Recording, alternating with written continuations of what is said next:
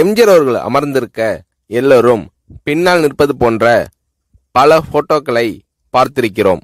ஆனால் இந்த படம் வித்தியாசமானது. எம்ஜிஆர் அவர்கள் நியமித்த பல புதிய அமைச்சர்கள் சென்னை ராஜ்பவனில் பதவி பிரமாணம் செய்து கொண்ட பின்பு பொறுப்பேற்க கோட்டைக்கு வந்தனர்.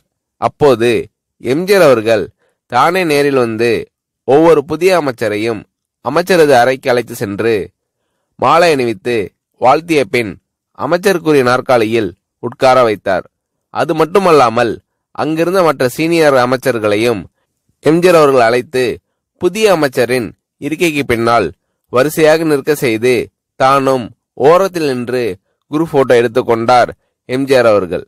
எம்ஜிஆர் அவர்களின் இந்த செயல் குடும்பத்தில் சகோதரனிடம் ஒரு மூத்தண்ணன் காட்டும் பாச உணர்வை பிரதிபலிக்கிறது.